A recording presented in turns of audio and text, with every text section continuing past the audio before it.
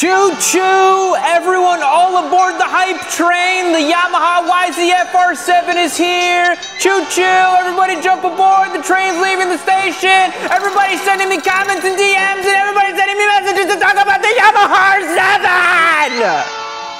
It's here! Guess what?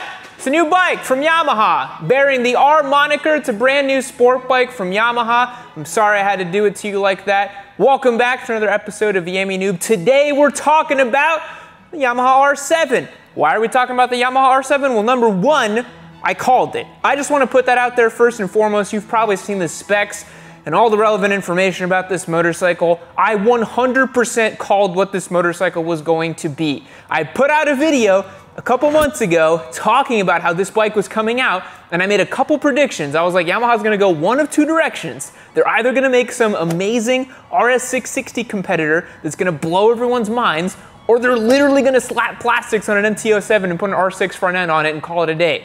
Guess what Yamaha did? Yamaha did a big brain Suzuki move and literally just made an MT-07 with plastics and an R6 front end. Now, that's not to say that this is a bad bike. That's not to say it's not an interesting bike. It means a lot of things for motorcycling. Number one, it means that there's an emergent Twins Cup class coming out. It means that there's a brand new style of sport bike that's going to be emerging and going to be coming out.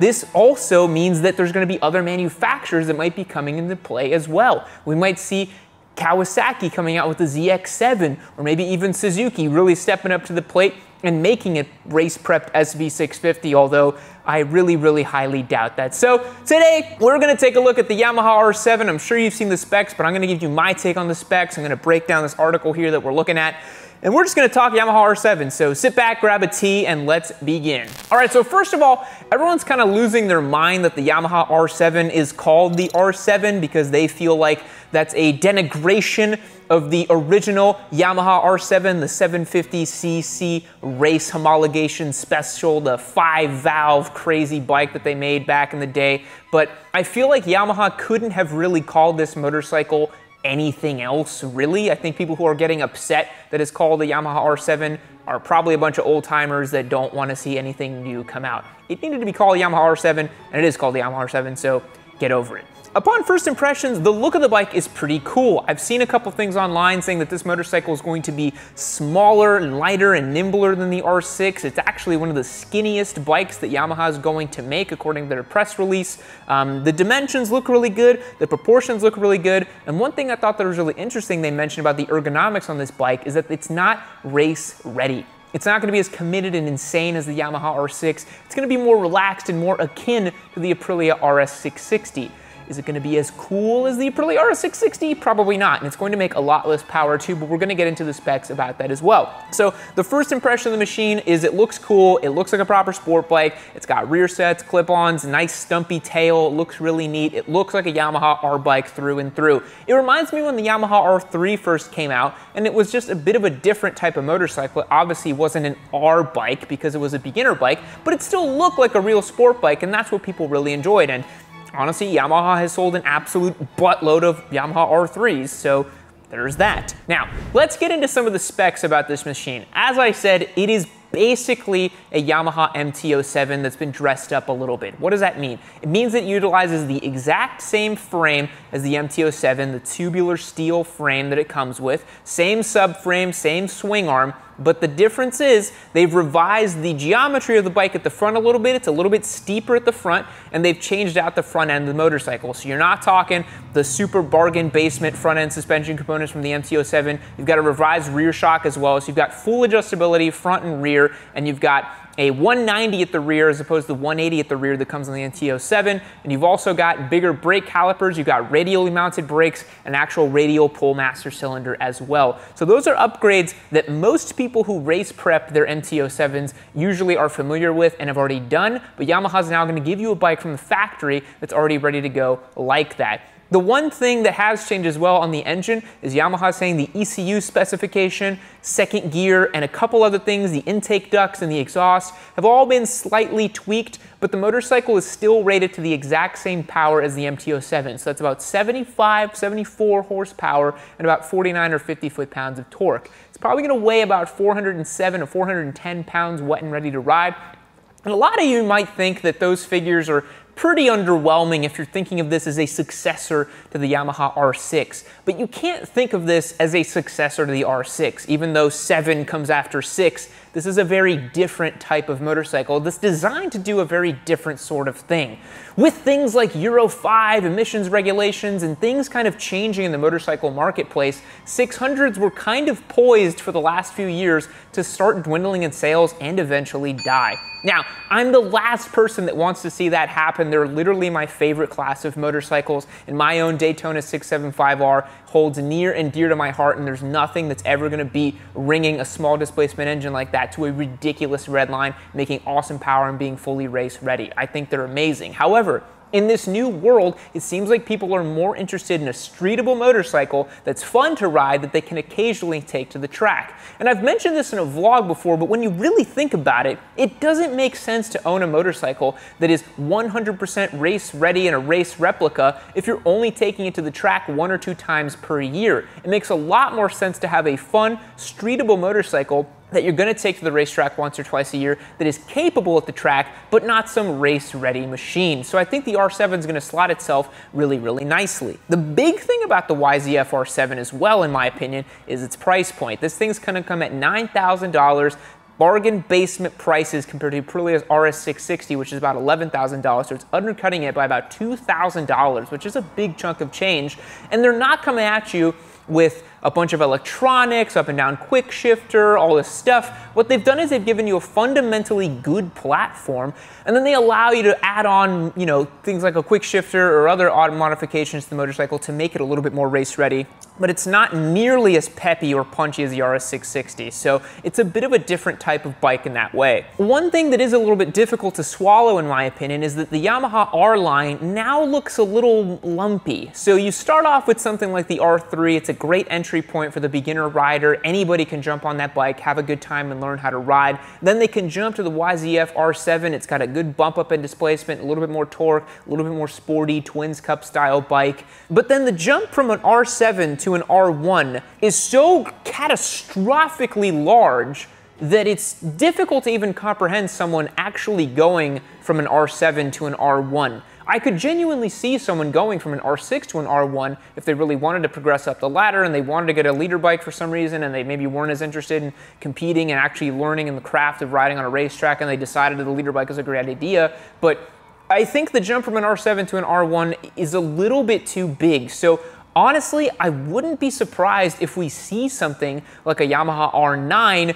to bridge the gap between the R7 and the R1, because right now it is so massive of a gap. So that's something that I'd like to put out as a bit of a prediction as well. Now, one thing to note here is that the YZF R7, in my opinion, does not compete with motorcycles like Honda's CB650R, the CBR 650R, or the Ninja 650 because it's a different type of motorcycle. It's a Twins Cup, very sporty style motorcycle. It's much closer to something like the RS660 and the R6s and those kinds of bike than it is to a Ninja 650. A Ninja 650 is a very upright, very streetable motorcycle, makes less power, is a little bit more lazy. It's a different type of riding experience. We recently made a video where we showed the Ninja 650 versus RS660 versus Yamaha YZF R6, and the 650 is incredibly, incredibly street-oriented. Non-adjustable suspension, low pegs, high handlebars. It's not designed to be a track-ready motorcycle like the R7 is. So, in my opinion, the only real competitor this motorcycle has is the RS660. One thing that's cool is that the dashboard, it looks a lot like the new MT-07. It looks like it's kind of a little bit more updated, kind of looks a little bit more fresh and modern. But it looks like Yamaha really focused on the fundamentals here with this motorcycle, and that's really what they're gunning for. They're gunning for someone who really cares about a sport riding experience and doesn't really necessarily want slide control and up and down quick shift and all the fancy stuff that Aprilia gives you on the RS660. Now, in my humble opinion, this is now Aprilia's prime opportunity to offer an Aprilia RS660 base model that doesn't have all the electronics and doesn't have all the fancy features to compete with the YZF R7 at a closer price point. I think Aprilia really should take a long look at the RS660 and think about a way to make it as bare bones as possible. Maybe make a version that doesn't have an up and down quick shifter, doesn't have a TFT, doesn't have the electronics package, but has all the fundamentals still there so that it can compete with the R7, because right now the R7 is going to take a lot of sales away from the RS660 because people are not willing to go that far up in price for something like that. A lot of people are also saying that the R7 is not going to make enough power to be fun and this and that. And as someone who's owned 2 different MT-07 bikes, we had a giveaway MT-07 in 2019 and a giveaway XSR 700 in 2020, that engine makes plenty of power. It has a lot of character, a lot of pizzazz. It's a really fun motor to use and ride on the street. And I don't think it's going to be bad for having that, honestly. I think the fact that it makes 75 horsepower means that you can use all of that motorcycle on the street. You can actually really enjoy the feeling of running out the bike and trailing it into corners and having fun with it, as opposed to feeling like you can never really access the motorcycle. I think one thing the R7 is going to do a little bit better than the RS660 as well is it's going to probably provide a more linear power band. The RS660 has a very kind of kinked power graph where you get onto the gas and then once it kind of reaches 5,000 and 6,000 RPM, it really starts to take off, whereas the MT-07's engine is much more linear, so the R7 might have that going for it. But I want to point this out again, that the R7 will probably handle and ride extremely differently from the MT-07. I think a lot of folks right now, especially with the Trident coming out, are taking a harder look at the MT-07 and thinking that, well, this is a motorcycle that handles poorly, its front suspension is underdamped, it feels springy and weird, but the R7 is guaranteed, I'm guaranteeing you right now, it is not going to ride like an MT-07. It has a completely different front end, it's got a different geometry, different shock at the rear, it's got a different set of tires on it, wider tires at the rear, different geometry for the rider, different ergonomics rather. So if you're thinking it's going to be anything like an MT-07, the only way it's going to be similar to an MT-07 is probably through the engine, and that's about it. I bet you the throttle is going to be revised, the brake feel is going to be substantially better because it has a radial pole and radial mounted calipers. It's going to be a very fun motorcycle to ride. Am I disappointed that Yamaha didn't do something a little bit more special? Yes, I am. I am honestly quite disappointed that Yamaha didn't come out with its own frame for the R7, with a motor that makes at least 90 horsepower, something that's a little bit closer to the RS660, because it was a really missed opportunity. But all the fine, smart people over at Yamaha probably have a better idea of how to sell motorcycles than I do, and I think that they're not trying to steal away sales from the RS660 by building a direct competitor, but just by undercutting it in price. One thing's for sure, I am going to get my hands on R7 as soon as I possibly can. I guarantee you we will do one as a beginner giveaway or an intermediate giveaway, depending on how we feel about the motorcycle, and I am just dying to get my hands on one and see how it compares to the Aprilia RS660 and other motorcycles in the class. One more note that I said, I was pretty disappointed about the R7. The reason I'm also disappointed about that bike is that Yamaha actually produced an adventure bike in the form of the Tenere 700 that was based on the MT-07's engine. But if you look at that frame and you look at what they did with that motorcycle, it is radically different from an MT-07. They didn't simply just put 21s on an MT-07, high handlebars, and call it a day. They built a very bespoke frame for it. They changed a bunch of stuff on it. They didn't just, you know, stick an MT-07 engine and MT-07 frame on 21s and call it a day for an adventure bike. And I'm a little disappointed they did that with the sport bike.